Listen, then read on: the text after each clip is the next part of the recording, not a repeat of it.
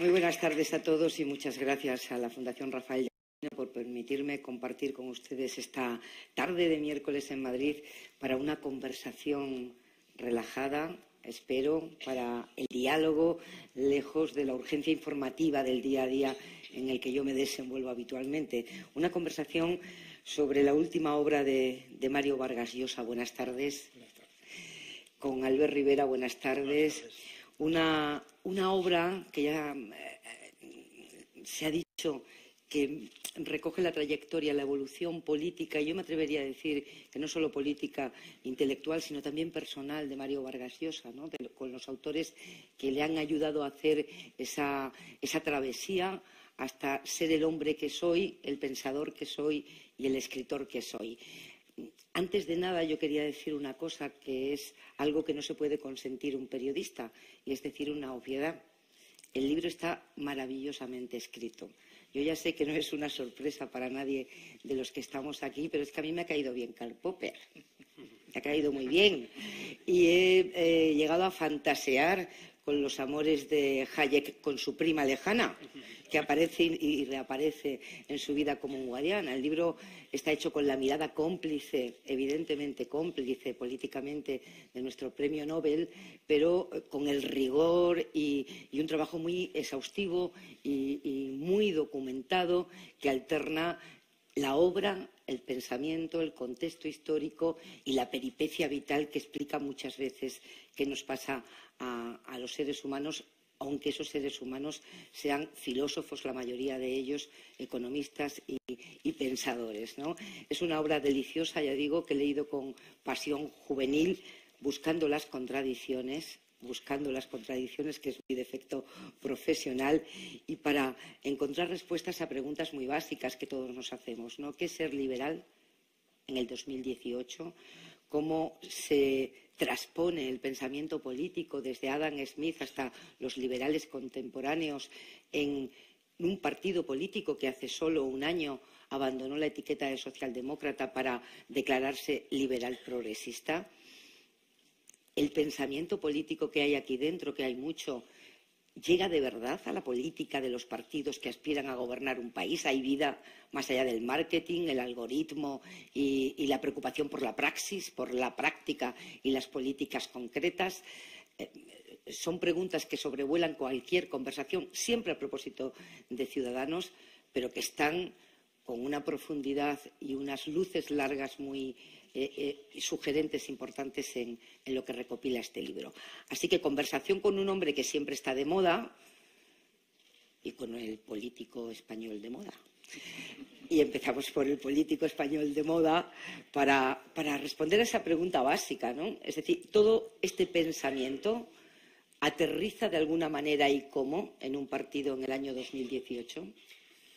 Bueno, en primer lugar, gracias por la invitación, Mario, Pepe, por tu presentación y a la Fundación. Para mí, déjame que diga antes de todo, lo primero, que es un orgullo, un honor poder compartir con Mario esta presentación. Desde el momento que me lo dijo, pues como un adolescente ilusionado, pues me lo tomé como un reto también de poder colaborar en la explicación de un libro que ahora a continuación hablaremos, que sin duda yo vaticino que va a ser uno de los libros del liberalismo en español. Es decir, creo que este libro, Mario, va a recoger, primero por esa tradición, segundo por la pluma, por la persona, por el premio Nobel y por el liberal que hay detrás, que es Mario, y tercero por el momento, porque el liberalismo político español no ha tenido mucho éxito hasta la fecha en las urnas, pero sí ha tenido mucho éxito en nuestra historia. El liberalismo europeo nace en buena medida en la Constitución de Cádiz en 1812. Los primeros liberales europeos se reúnen en Cádiz después de una revolución o una cuasi revolución española, ¿no?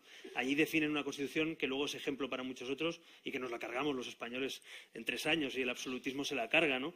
Es un poco el marco en el que nos encontramos. Por tanto, yo sí que creo que lo que aquí recoge Mario tiene traslado político en España, en Europa, y déjame decir que también respecto al libro creo que es fundamental también, me apuntaba aquí algunas palabras de lo que resume ese libro, de una especie de decálogo de características del liberal, ¿no? Y yo diría que la primera característica que Mario explica ahí, que se lo he escuchado otras veces antes de leerle en el libro, pero también algunos autores, es que la principal característica de un liberal es que no creemos en los dogmas, que no somos dogmáticos.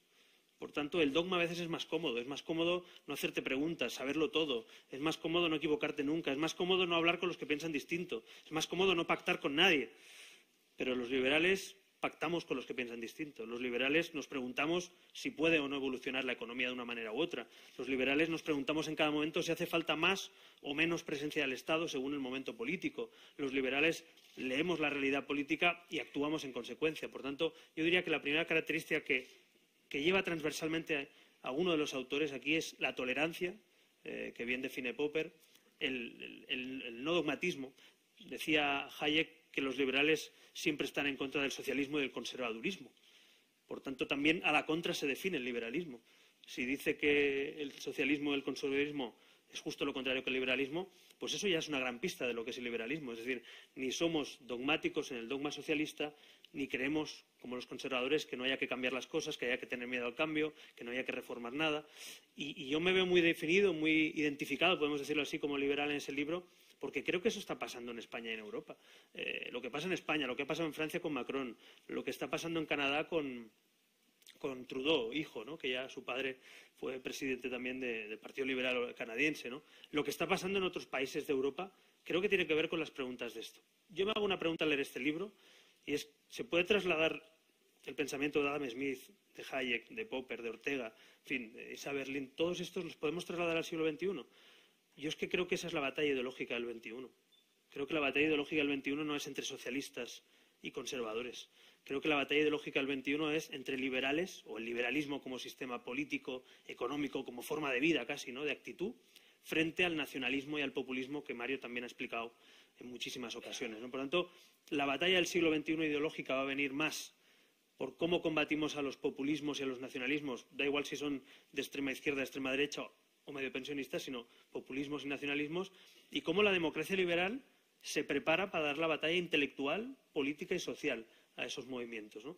Entonces, yo sinceramente me siento más cerca seguramente de un socialdemócrata europeo europeísta o de un demócrata cristiano europeísta que de un populista de izquierdas o de derechas. Y eso creo que es el liberalismo, la capacidad de entendimiento también con quien tiene algunos puntos en común. Y para acabar, un matiz también respecto a lo que es Ciudadanos en eso, ¿no? Tengo aquí, lo he traído por escrito, pero vaya, lo hice yo con algunos de mis compañeros, por lo tanto de algo me acuerdo. Justamente tiene sentido que esté hoy aquí, bueno, pues algo sí que Mario acertaba, aparte de nuestra amistad, porque en el ideario de Ciudadanos nuestros valores, porque nosotros no hablamos de dogma, hablamos de valores, que creo que es la característica también de un liberal, defender valores en vez de dogmas, hablamos precisamente del constitucionalismo de Cádiz, de la Ilustración, y hablamos, por ejemplo, de la sociedad abierta de Popper, en el ideario de una página y media de nuestro partido. Está aquí, en un ideario de un partido político hecho en el 2017, en el siglo XXI. Hablamos del reformismo también que defiende Popper. Hablamos de la separación de poderes fundamental, del avance en las libertades sin condición de raza, sexo, religión. Por tanto, sí, el liberalismo está vigente. El liberalismo yo diría que está más fuerte que nunca, por lo menos en la historia democrática de España, y ahí están o los resultados o las encuestas o lo que sea.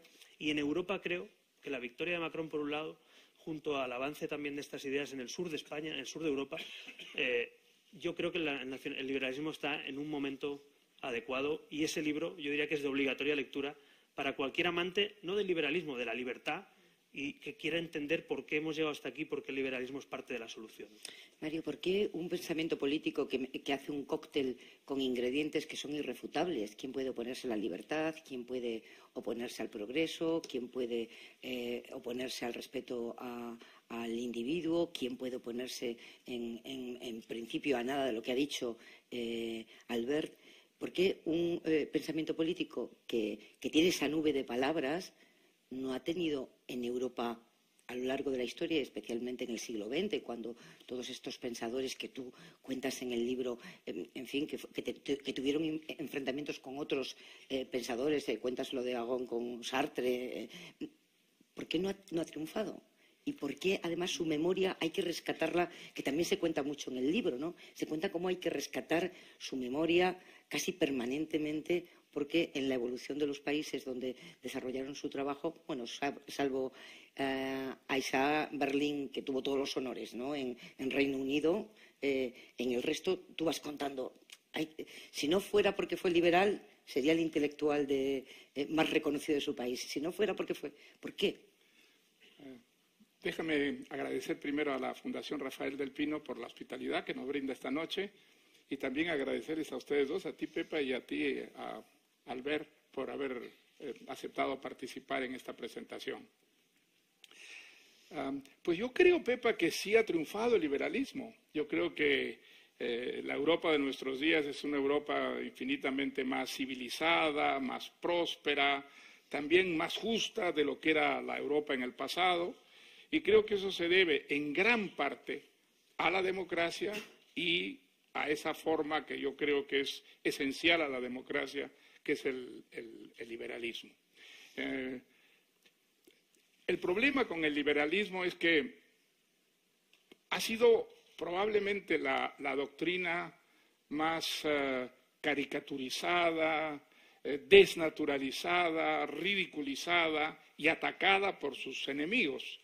Enemigos que vienen tanto de la derecha, hay que acordarse, por ejemplo, cómo la Iglesia atacó en el siglo XIX, todavía a comienzos del siglo XX, al liberalismo, como una filosofía que llevaba al desenfreno, a la inmoralidad, a la vida disipada. En fin, hay que acordarse, encíclicas papales contra el liberalismo, feroces. Y luego ha sido la izquierda, la gran enemiga del liberalismo, que ha ridiculizado, caricaturizado tremendamente a una doctrina en la que veía, y con razón, el enemigo principal. ¿Por qué es el enemigo principal de todas las doctrinas dogmáticas, de todas las ideologías autoritarias, totalitarias, el liberalismo? Porque el valor supremo de un liberal es la tolerancia. Aceptar que puede estar en el error y que por lo tanto sus adversarios pueden acertar. Esa actitud tolerante, que creo que es la esencia del liberalismo, es lo que provoca esa tremenda hostilidad hacia el liberalismo, tanto de fuerzas extremistas conservadoras de derecha como de fuerzas extremistas de izquierda. El neoliberalismo, por ejemplo, es una especie de etiqueta que se aplica a quien se quiere insultar, presentar como la encarnación de la ignominia, del abuso, de la explotación. Entonces, hay una gran confusión al extremo de que, por ejemplo, en Estados Unidos, un liberal, ¿qué cosa es un liberal? En Estados Unidos es un extremista, es un socialista, no es un liberal en el sentido en que utilizamos nosotros la palabra pues, en Europa. Entonces, y muchas veces el liberalismo ha sido desnaturalizado porque quienes utilizaban esa etiqueta para presentarse no eran liberales, sino todo lo contrario. Por ejemplo, en el caso de América Latina, el partido de uno de los dictadores más corrompidos y brutales que hemos tenido, Somoza, en Nicaragua, pues era el líder del partido liberal. Entonces, hay una gran confusión al respecto, y una de las razones de ser del libro que he escrito es tratar de disipar esa confusión que existe respecto al liberalismo.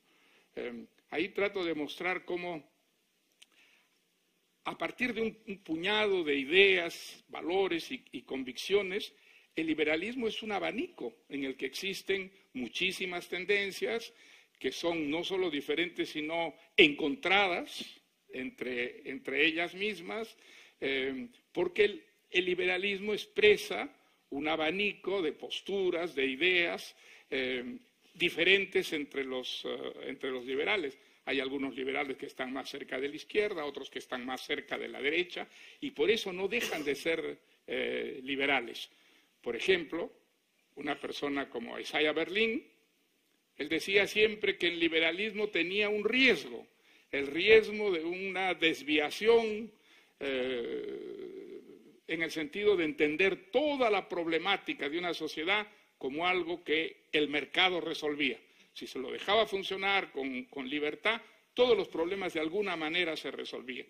Y él dice, no, esta idea llenó las minas de niños en el siglo XIX.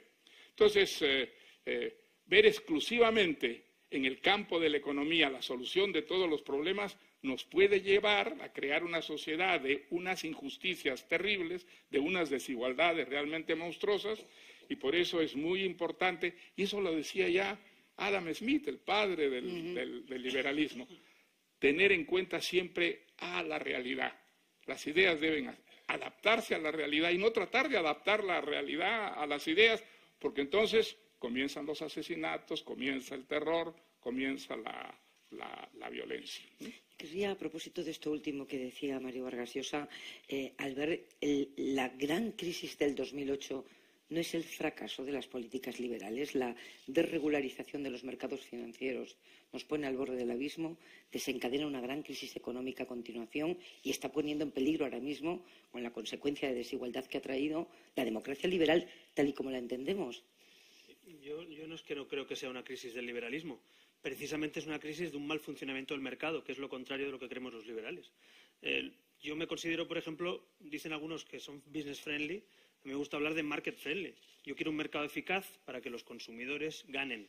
Por cierto, como decían muchos de los liberales, que el objetivo no es que ganen los productores, sino los consumidores, los ciudadanos, ¿no? Por tanto, yo creo que la crisis del 2008, por poner el origen, o sea, vender productos estructurados sin dar información a los consumidores, para mí es antiliberal.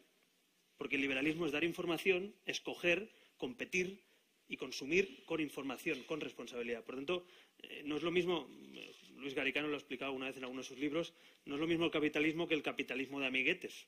No es lo mismo utilizar el capitalismo para distorsionar el mercado que trabajar contra un mercado. Por ejemplo, el ejemplo de las leyes antitrust. Los liberales defendemos la actuación frente a los monopolios y, en cambio, a veces vemos que se permite, a través de la administración, por concesiones, por corrupción, por otros asuntos, generar duopolios, monopolios, tripolios, es decir, en definitiva, generar una especie de mercados controlados donde no hay competencia. Bueno, pues eso es antiliberal, ¿no? Entonces, en la confusión que decía Mario, precisamente se demuestra que lo que sucedió en el 2008 es una crisis financiera, efectivamente, pero por falta de transparencia, por productos no conocidos por los consumidores, por hipotecas con venta piramidal muchas veces de esos productos. Y yo, que vengo además del sector bancario, ¿no?, que conozco ese mundo, lo que hace falta precisamente es, por ejemplo, que la Comisión del Mercado de Valores también sea un protector de los consumidores y no solo de los valores o de los productores, o en este caso de los bancos, ¿no? Entonces, ahí también hay bastante confusión, ¿no? La pregunta que hacías tú, es verdad que se ha dicho siempre que viene de ahí, pero yo discrepo. Yo creo que una ley antitrust, por ejemplo, que acabe con un monopolio, es muy liberal. Y algunos liberales se piensan que nadie le puede decir a una empresa que se quede con el 51% del mercado. Yo creo que un Estado liberal tiene que decir a una empresa: tú no puedes controlar y tener un monopolio porque vas a perjudicar a los consumidores y te vas a cargar la competencia, ¿no? Entonces, ese tipo de reflexiones económicas. Una cosa, Albert, que me parece muy importante subrayar en el caso del liberalismo es la igualdad de oportunidades. Hay algunos liberales a los que hablar de igualdad de oportunidades les irrita. Y, sin embargo, es algo absolutamente fundamental que haya un cierto punto de partida igualitario. Naturalmente que somos diferentes, naturalmente que los seres humanos, pues algunos son más trabajadores, otros son más haraganes, algunos son más talentosos, otros son menos talentosos. Y esto, de acuerdo a la contribución de cada cual a la sociedad, debería ser premiado, sin ninguna duda. Eso es algo que los liberales, desde luego, aceptamos. Pero no aceptamos que el punto de partida dé a algunos unos privilegios tales que ya sea imposible competir con ellos en igualdad de condiciones. Y entonces, la igualdad de oportunidades es una idea fundamentalmente liberal, que estuvo en todos los grandes pensadores liberales, empezando por Adam Smith. ¿Y cómo crear este punto de partida más o menos igualitario? A través de la educación. La educación es la gran herramienta, el gran instrumento que puede permitir en cada generación un punto de partida más o menos igualitario. Y esto se consigue, y por eso es tan absolutamente fundamental la educación, no solo para la buena formación del ciudadano, sino también para ese principio de justicia, de equidad, que es que haya un punto de partida que sea más o menos semejante, ¿no? Hay un detalle, ahora que hablas de la educación, en la Constitución de Cádiz, que obviamente no es equiparable por el momento que vivimos a lo que hay hoy en España, y en fin, no hace falta decirlo que no se puede mirar la historia con las gafas del presente, pero en la Constitución de Cádiz hay un artículo precioso, además, que dice que tendrá que haber una escuela pública en cada pueblo. Una Constitución del 12, revolucionario absolutamente, una Constitución del 1812 reconozca la importancia de la educación, porque la educación es la que nos hace libres y la que nos permite dar oportunidades. De hecho, en el socialismo ha habido una dicotomía, un debate permanente entre el socialismo o la socialdemocracia, precisamente a raíz de la igualdad de oportunidades.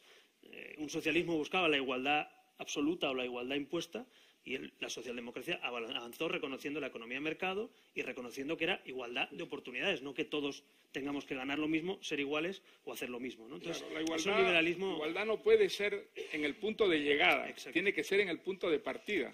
Y luego dejar que la libertad justamente cree las diferencias que son perfectamente legítimas, aceptables y que están dentro de lo humano, ¿no? Pero para que esa igualdad de oportunidades se produzca, ¿de qué tamaño de Estado hablamos? Porque eso también atraviesa este libro, ¿no? La discusión sobre cuál debe ser el tamaño del Estado, porque esa igualdad de oportunidades de partida en educación, por ejemplo, precisa de políticas públicas, precisa de dinero público. Yo creo que este asunto que dice Pepa es uno de los más contradictorios entre los autores y entre el liberalismo general y entre la política en general, vamos a decir. En el libro se ve claramente. Entonces, yo creo que hay que diferenciar entre políticas públicas y gasto del Estado. Es decir, tú puedes tener una política educativa donde participe la educación pública y la concertación con centros privados. Por ejemplo, Popper es un defensor de la educación pública y de la competencia también en la concertada.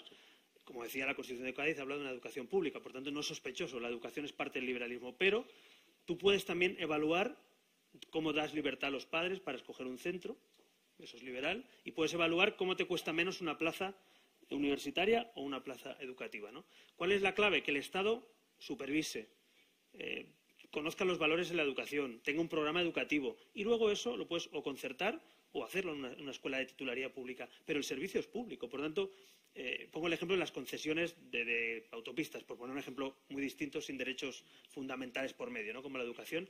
Hombre, pues yo no creo que todo lo que tengamos que hacer desde el Estado. A lo mejor la educación, la sanidad, las pensiones, asuntos muy importantes. Algunos liberales pensamos que el Estado sí tiene que tener una presencia. Y sobre ¿mayoritaria todo, o minoritaria? Porque bueno, el tamaño es pues mira, el ejemplo es España. El ejemplo es España. En algunas comunidades hay más peso de lo público, en otro de lo concertado, en otros mixto, y somos el mismo modelo y somos un Estado social. Por tanto, tampoco yo soy un dogmático de tanto por ciento tiene que haber de público y privado. Lo que sí que estoy convencido es que el Estado no se puede olvidar de lo que pasa en la educación de su país, sea público o concertado. Y ponía el ejemplo de concesiones, que es quizá de lo contrario. Hay quien dice que las autopistas, las empresas públicas, todo tiene que ser del Estado. Bueno, pues yo creo que a lo mejor una compañía aérea no tiene que ser del Estado, por ejemplo, o una tabacalera, o una telefónica, ¿no? La prueba es que España las tenía públicas y con la entrada en la Unión Europea liberalizamos los mercados y se regularon. Entonces, creo que el liberalismo es precisamente plantearse en cada momento qué necesidad tiene ese país. Pero yo creo que una cosa es un Estado fuerte y eficaz y otra cosa es disparar el gasto público. Ese dogma, con la crisis financiera que comentabas, se ha roto. Hasta alguna parte de la izquierda reconoce que el endeudamiento excesivo te condiciona tus políticas públicas porque estás endeudado y no puedes gastar, ¿no? Por tanto, creo que se están rompiendo esos dogmas. Hay un problema, Albert, perdóname que te interrumpa, y es que es falso pensar que todas las funciones sociales, para que funcionen de verdad, las debe asumir el Estado. En muchísimos casos la sociedad civil puede asumir todas o gran parte de esas funciones y hacerlo de manera más eficiente y menos onerosa que si lo asume el Estado. Esa es una idea que por desgracia es difícil de aceptar porque estamos tan impregnados de la idea de que el Estado es el mejor servidor de las necesidades de una sociedad. Eso no es falso. En muchos casos, en muchísimos casos, el Estado cumple esas funciones de una manera infinitamente más costosa y menos eficaz. Entonces, hay que confiar en la sociedad civil. Por ejemplo, ¿el Estado debe tener empresas? El Estado, en principio, no debería tener empresas. Esa es una actividad que la sociedad civil puede cumplir muchísimo mejor que el Estado. En algunos casos excepcionales puede ser que el Estado transitoriamente sea propietario de empresas, porque el Estado no es un competidor leal. El Estado es un competidor siempre desleal en ese campo, en el campo empresarial. Entonces, las empresas funcionan mejor, son más eficientes en una sociedad donde el Estado no es un Estado empresario y donde el Estado se dedica a hacer lo que debe hacer. El Estado debe garantizar la igualdad ante la ley, por supuesto.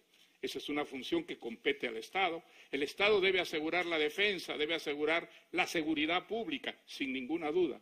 En el campo económico, mientras menos intervenga el Estado, salvo para garantizar la libre competencia, para garantizar la propiedad privada. Sí, esas son creencias absolutamente enraizadas en el pensamiento liberal. Existe a este respecto una tremenda confusión. Por ejemplo, en el campo de la educación, Samuel Friedman tuvo una idea en este campo y la propuso en un momento dado en que esa idea no fue escuchada y que pasó completamente desapercibida, y era que existiera una competencia entre las empresas, entre las instituciones educativas, entre los colegios, que hubiera una competencia y que de acuerdo a esa competencia los padres determinaran qué colegios les resultaban más atractivos para sus hijos y que en función de eso las subvenciones del Estado se distribuyeran en la sociedad. Esa fue una idea que fue muy rechazada, muy combatida precisamente por el socialismo, por la izquierda, y sin embargo es una idea que se ha ido abriendo camino, olvidando de dónde venía, de un economista liberal, indiscutible como Friedman. ¿Y en dónde ha funcionado, por ejemplo, admirablemente bien esta idea? En Suecia. En Suecia es una idea que está funcionando desde hace mucho tiempo y que ha servido muchísimo para levantar el nivel de la educación pública. Bueno, pues es una idea liberal que hoy día no aparece como liberal en ninguna parte, pero nació allí, dentro del liberalismo, y que está contaminada de espíritu liberal.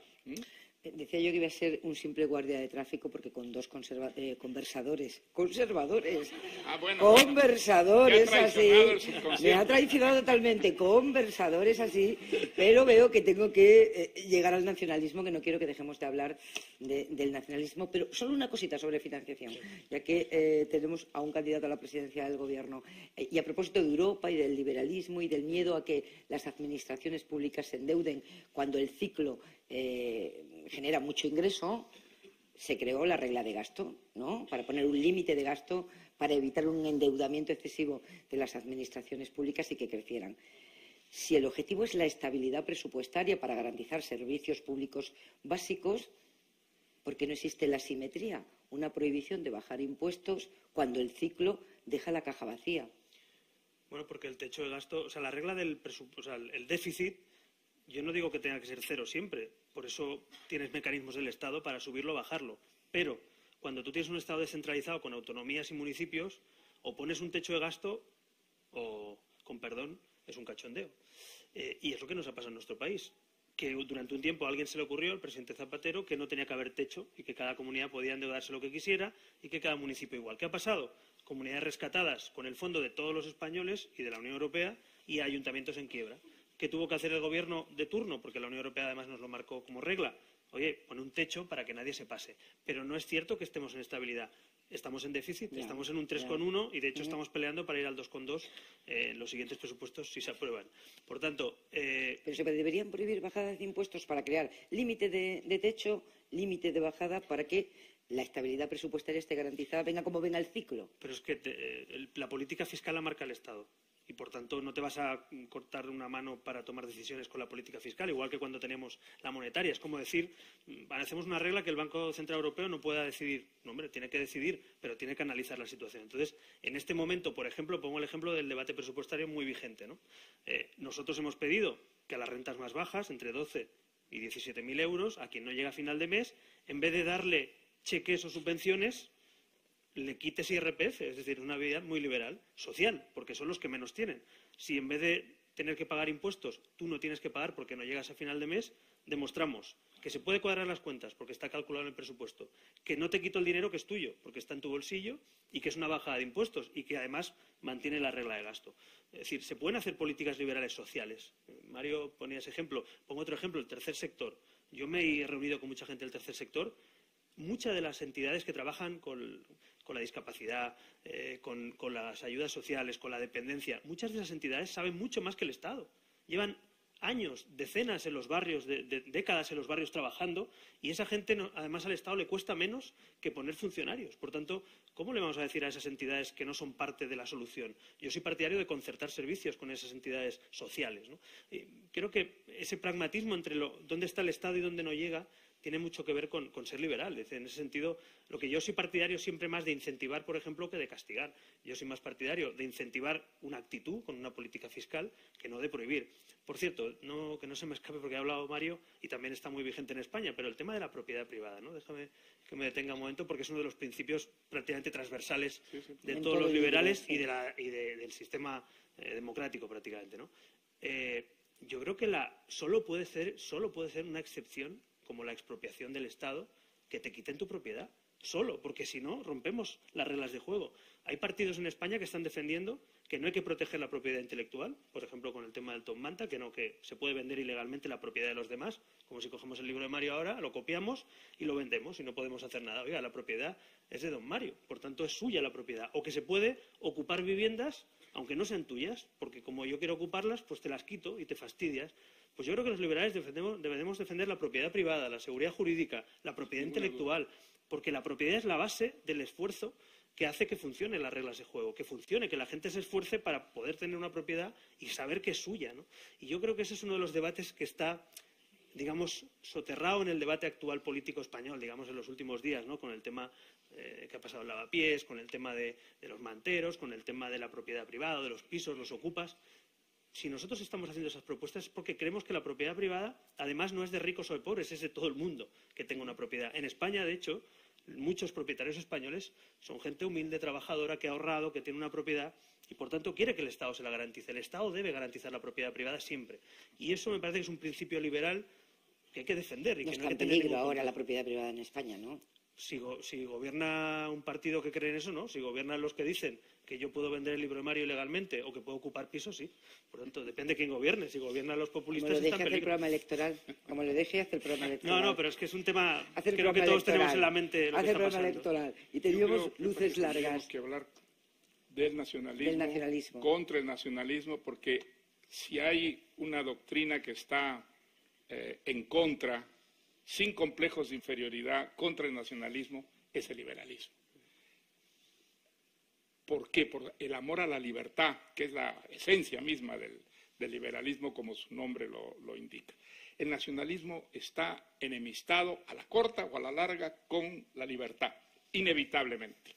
Y entonces es muy importante para el pensamiento liberal rechazar, condenar el liberalismo en todas sus manifestaciones, porque el liberalismo es un adversario de la democracia, el nacionalismo es un adversario de la democracia, en el fondo del nacionalismo hay inevitablemente racismo, porque el nacionalismo convierte en un valor lo que es el pertenecer a una sociedad, a una nación determinada. En esto hay un sentido arrogante de superioridad, como si pertenecer a una nación importara más, significara más, representara más que pertenecer a otra. Ese es un principio racista y ese principio está reñido con los valores democráticos fundamentales. Entonces, creo que en esto hay que ser absolutamente categóricos. Es una de las razones de ser del liberalismo, haberse opuesto y superado la idea de la tribu, la idea de la pertenencia a una tribu. Eso lo ha desarrollado extraordinariamente Popper. La tribu representó un estadio de la civilización en la que lo humano y lo animal prácticamente colindaban. Y luego, por distintas razones, por distintos factores, la tribu fue evolucionando y fueron surgiendo los individuos, seres que se diferenciaban de los otros porque elegían algo que en la época de la tribu simplemente los seres humanos no podían elegir su existencia, no podían elegir sus actividades en función de sus propias disposiciones y vocaciones. Y luego, en la medida que va surgiendo el individuo, la tribu va desapareciendo y va apareciendo una sociedad de individuos diferenciados, de ciudadanos que eligen su vida, eligen sus vocaciones, sus actividades, aquello que les gusta o aquello que les disgusta. Y esa diferenciación permite, gracias a la democracia, una coexistencia en la diversidad que es incompatible con la tribu. El nacionalismo no ha salido de la tribu, el nacionalismo es todavía la tribu y por eso el nacionalismo potencialmente significa a la corta o a la larga la violencia. En las sociedades modernas, a medida que hemos ido avanzando en que las fronteras se han ido diluyendo, ha resucitado el nacionalismo y ha ocurrido en Europa, donde el nacionalismo ha causado los peores estragos de su historia. Aquí están buena parte de ellos. Entonces, hay hoy día unos rebrotes de nacionalismo, y España lo sabe porque los ha padecido y los está padeciendo todavía. Y eso hay que enfrentarlo en nombre de la libertad, en nombre de la democracia. El nacionalismo es una especie de temor frente a la incertidumbre, a lo desconocido, a los cambios, a la creación de Europa. La creación de Europa es uno de los proyectos más ambiciosos, más generosos, nacido en el seno de la democracia y perfectamente integrado, ¿no es cierto?, a los valores democráticos. Y eso genera ese miedo que está detrás del nacionalismo, el querer volver a la tribu, el sentirse seguro cuando se está rodeado de quienes son iguales que tú, porque hablan tu misma lengua, adoran a los mismos dioses, practican las mismas costumbres. Y en realidad ese es un sueño imposible. Ninguna sociedad puede retroceder a la tribu, ni nunca existió la tribu en ese sentido que creen los nacionalistas. Creo que esto hay que subrayarlo de una manera muy categórica. El nacionalismo es incompatible con la libertad, es incompatible con la democracia. El nacionalismo sí representa una ideología reaccionaria, profundamente pasadista, y que tiene una idea completamente mistificada de la realidad social y política. Ortega y Gasset, con gran lucidez, pronosticó para España que el problema del nacionalismo iba a ser el problema de España en el futuro, y creo que es una realidad.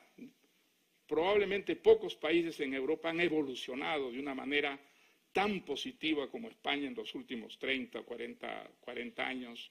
El paso de la dictadura a la democracia, de la libertad, de la prosperidad, ¿no es cierto?, de su desarrollo a la prosperidad. Ha sido realmente extraordinario y ha tenido unas consecuencias económicas, por ejemplo, también extraordinarias para España. Pero en eso Ortega y Gasset fue absolutamente profético. El nacionalismo puede echar abajo todo eso y retroceder España, no a la tribu, digamos, mítica, sino a la tribu real, es decir, a la confrontación, a los desencuentros, a la incomunicación, y por eso yo creo que, y en ese sentido, pues yo le rindo un homenaje a Albert Rivera y a quienes lo siguen, porque se han enfrentado desde el primer momento con enorme coraje a lo que yo creo es el enemigo principal del progreso de España, el nacionalismo. Algo sobre el nacionalismo en España, porque quería ir a Europa también, sí, que no yo sé lo iba a ligar, si quieres eso hablamos de Europa. Sí. Bueno, en primer lugar, yo he crecido políticamente rodeado de nacionalismo, ¿no? Pues desde 3 diputados en un grupo mixto hasta que hemos ganado las elecciones prácticamente, estuve 8 años allí. Y el nacionalismo, como decía Mario, es incompatible porque básicamente intenta imponerte un patrón único, identitario, ¿no? En algunos lugares la historia ha hecho que el nacionalismo te imponga una sola religión, una sola raza o una sola lengua. Y en este caso, pues hemos visto casos distintos. En Cataluña la lengua fue la excusa, pero realmente lo que había era construcción de la nación, ¿no? Pero yo creo que lo que sí que tenemos que, en positivo, ver en España es que si se le da la batalla intelectual y política se le puede ganar. Creo que tengo el orgullo de poder decirlo, ¿no? Porque por primera vez en 40 años se les ha ganado. El tema electoral es para otro debate, pero yo creo que no hay que renunciar a la batalla intelectual. Los valores liberales o de la democracia liberal son profundamente más progresistas, son mucho más compatibles en el siglo XXI para la convivencia. Europa nació, y ahora pasamos a hablar de Europa, pero Europa nació precisamente para luchar contra el nacionalismo y contra el fascismo, ¿no? Por tanto, creo que la construcción europea representa paz y representa fin de la guerra y representa cooperación entre distintos, ¿no? Entonces, Ortega también hace referencia a ese concepto de la ultranación, ¿no? La gran nación de naciones, la nación europea, profundamente europeísta y profundamente avanzado a su tiempo, sin duda, ¿no? Cuando nadie como el plebiscito cotidiano, ¿no? Eso es, pero él habla de la ultranación como Europa, o sea, Europa como una gran nación, ¿no? Y eso, decirlo ahora es fácil decirlo. ¿No? Claro, por eso digo, fue muy avanzado a su tiempo. Yo creo que es Europa en el fondo, en parte lo que ha pasado en Cataluña, la mitad del frente al golpe a la democracia separatista ha venido de Europa. Ha sido Tajani, ha sido Macron, ha sido Tusk, ha sido Juncker, han sido líderes europeos. Los Valls, cuando ha venido en el acto que compartimos con Mario, han sido los más nítidos frente al nacionalismo en Europa. ¿Por qué? Porque Europa seguramente, yo creo, esta es mi tesis, creo que en España tenemos un complejo. Hemos confundido durante muchos años a la dictadura y al franquismo con España. Y hay que liberar a España de los fantasmas del pasado. El patriotismo es antagónico al nacionalismo. Decía De Gaulle que el patriotismo es querer lo mejor para tu país y el nacionalismo es odiar a los demás. Y yo creo que el patriotismo está bien, porque el patriotismo es lo que pasa en Estados Unidos, lo que pasa en la República Francesa, que es convivir entre diferentes. Un señor de Nueva York y de Texas no se parecen en nada, pero son estadounidenses, tienen una carta de derechos, unas libertades. Yo quiero una España o una Europa así, ¿no? Entonces, creo que a veces se confunde nacionalismo con patriotismo. Yo me considero patriota desde el punto de vista civil porque creo en la libertad, en una constitución, en la convivencia, en Europa, pero odio lo que representa el nacionalismo porque me va a intentar imponer a mí una identidad única, o yo no le quiero imponer una identidad a los demás. Me da igual si eres agnóstico, católico, musulmán, yo quiero convivir, o si hablas catalán, castellano o euskera, ¿no? En ese sentido, eres contrario a una recentralización que se está pidiendo desde algunos sectores en España. Es que yo creo que confundimos nuevamente a un Estado descentralizado con la descomposición de un Estado. Alemania es un Estado federal y no están cada día proclamando independencias. Estados Unidos es un país muy descentralizado, pero comparten bandera, constitución, valores civiles y proyecto nacional. Entonces, yo creo que es compatible que un Estado de casi 50 millones de habitantes descentralice competencias. Pero es que eso no es incompatible con ser una nación. Por ejemplo, el famoso concepto de nación de naciones yo no lo comparto. Yo no creo que España sea una nación de naciones, una especie de tribus conjuntas confederadas. Yo creo que España es una nación de ciudadanos libres e iguales bajo una constitución, una soberanía nacional y una carta de derechos. Eso es el concepto liberal de nación, ¿no? En cambio, otros están defendiendo, incluso en el Partido Socialista ahora se abre ese debate, de si hay una nación de naciones.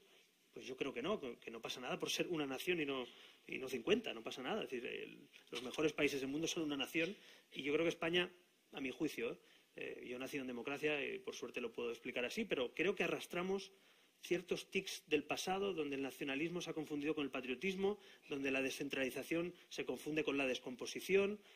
No tiene por qué. Yo soy autonomista, yo vengo de un parlamento autonómico, yo soy catalán, yo quiero autonomía para las comunidades, pero eso sí, con control, con carta de derechos para todos, con igualdad frente a la ley.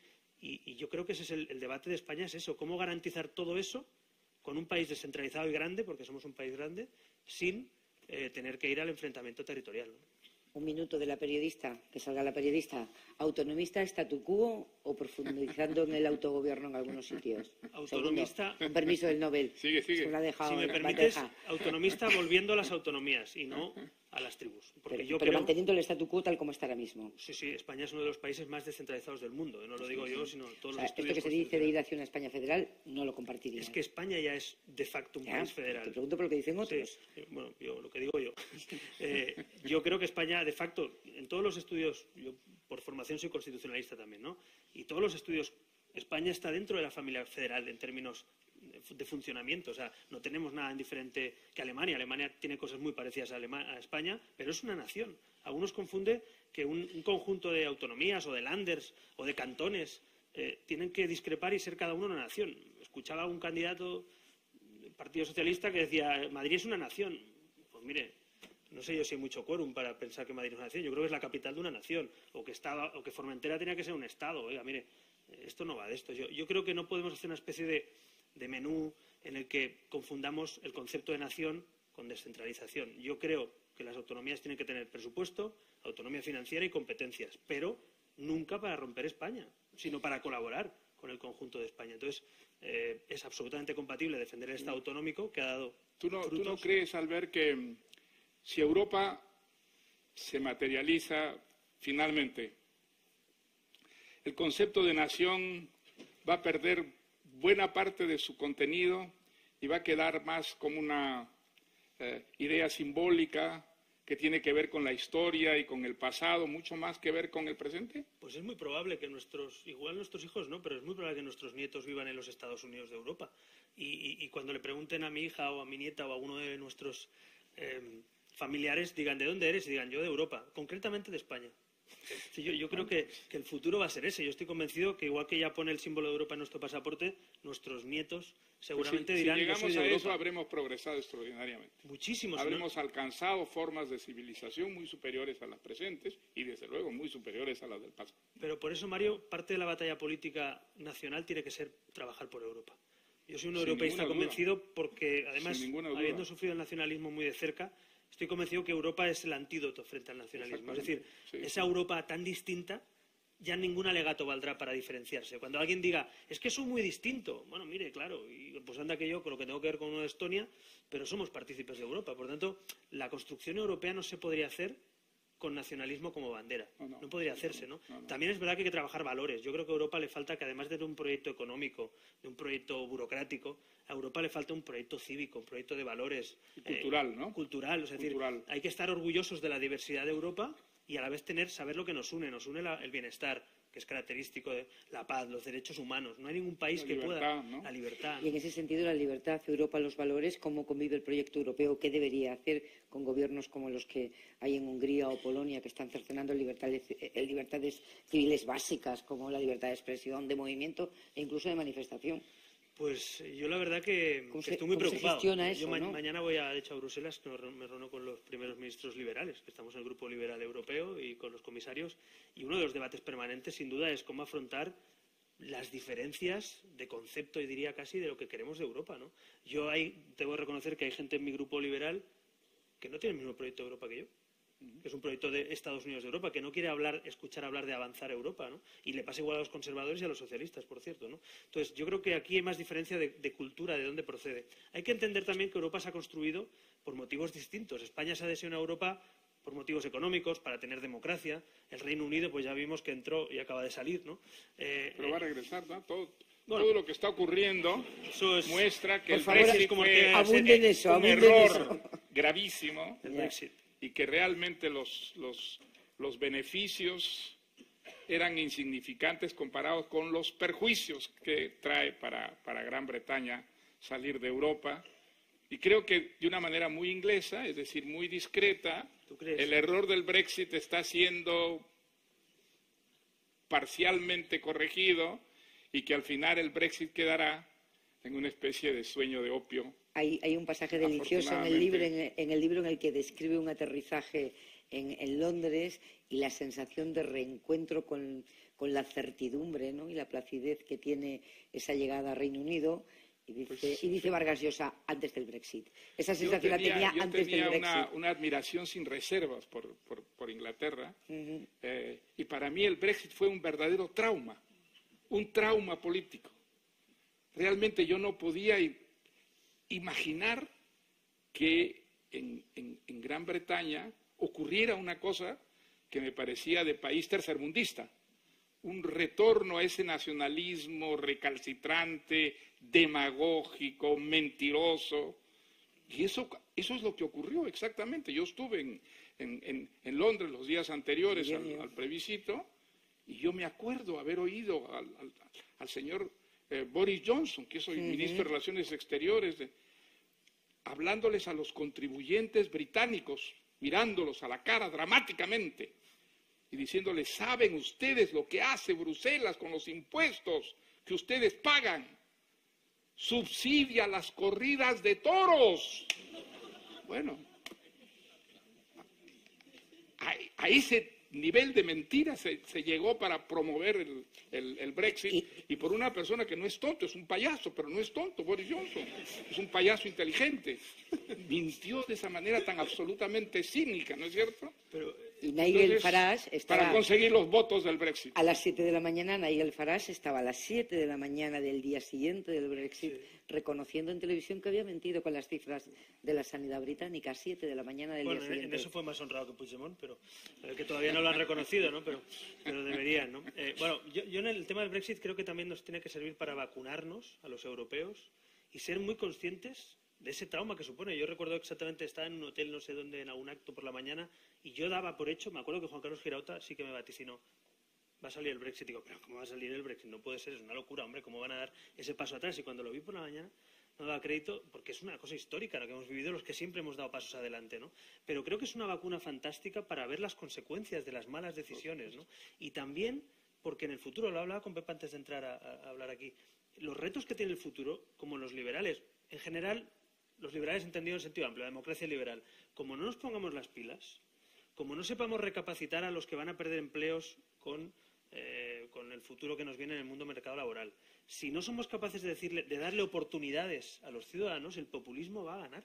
Por tanto, la batalla al populismo hay que dársela intelectual, pero también debemos darle soluciones a los ciudadanos. Si yo pierdo mi trabajo, y Trump es un ejemplo también, si pierdo mi empleo y alguien me dice que la culpa es de una política que ha hecho no sé quién, y nadie me ofrece una solución, nadie me dice que puedo formarme y trabajar en otro sitio. Oye, a veces cuando uno está desesperado, pues opta por buscar una solución mágica, ¿no? Ojo que está proponiendo planificación económica, ¿eh? No sé yo si eso es muy liberal. No me he explicado bien. Estoy proponiendo que hagamos políticas, por ejemplo, laborales, que piensen que el futuro viene por trabajar, pero sobre todo por formarse permanentemente. El liberal tiene que pensar que uno trabaja hoy de una cosa y mañana va a trabajar de otra. Y como no pensemos ya las políticas del futuro para toda esa gente que va a van a desaparecer empleos, pero se van a crear otros nuevos. Yo no soy de estos que piensan que se va a acabar el mundo, creo que van a generarse nuevos empleos. Pero ¿cómo pasas de ser pues un profesional de una cosa a ser un profesional de otra si el Estado no te da herramientas para formarte o recapacitarte, ¿no? Pongo el ejemplo laboral porque el populismo se nutre básicamente de la gente de la clase media venida a menos, de la clase media empobrecida, de la gente que trabaja y no llega a final de mes. Y a mí me gustaría ganar la batalla también con soluciones, no solo con discursos, ¿no? Porque intelectualmente podemos decir que son un desastre. Pero ¿y si nos ganan? ¿Y si no les ofrecemos soluciones a los ciudadanos? ¿Y si la gente se cree a Farage? ¿Y si se cree a Puigdemont? ¿Y si se cree, me da igual, a Syriza, a Podemos, a Le Pen o a Mélenchon? Me da igual. Si se lo creen es porque los liberales o la democracia liberal no estamos haciendo los deberes. Eso es algo que yo creo que tenemos que hacer autocrítica también de cómo dar soluciones, ¿no?